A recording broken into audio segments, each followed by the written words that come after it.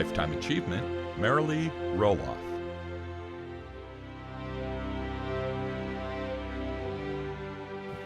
So Volunteers of America has been in Spokane since 1896, and our mission is to reach and uplift all people. And so we take great pride in reaching out to the most vulnerable in town. The first years I was here, we concentrated on young people.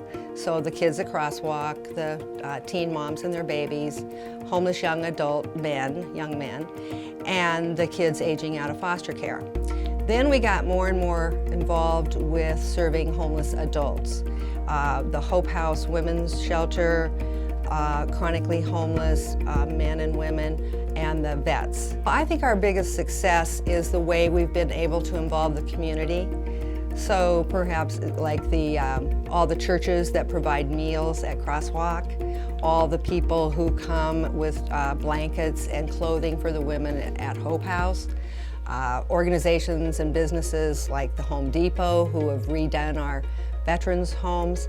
So I think engaging the community is so important, helping people understand what the needs of people are and how alike we all are, no matter where we end up. So I'm proudest of that, I'd say. Well, one of the coolest things to happen to me in all these years is that Catholic Charities and Volunteers of America are going together, collaborating on a couple apartment buildings, brand new, for the chronically homeless. Their building is called Booter Haven.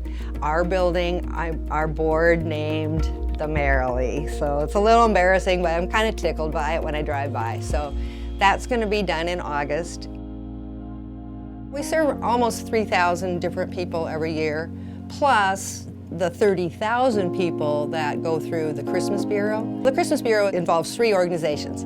Catholic Charities and Volunteers of America put on the Bureau. The Spokesman Review raises the money. Nearly 30,000 people come through. And so every family gets a voucher to a grocery store, a new toy for every child, and a new book for every child. And that's become kind of my niche. I'm going to keep doing the books when I retire, because I've gotten so wound up in these books now. I want to be able to tell the parents about this book. There's nothing better. There's nothing better as a gift than a book, right?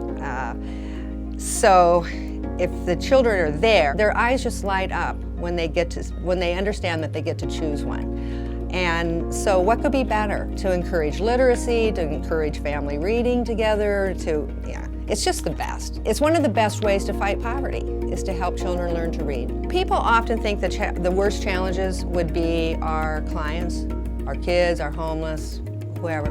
That's not ever true, really. The biggest challenge is always funding. Always, always, always, because it goes up, it goes down. The donations go up, go down, government goes sideways. You just never can do really great planning when you have that kind of situation. So that's always the biggest challenge. We're an Eastern family going way back. So my great uncle, Nels, my grandmother, both graduated from Cheney Normal School.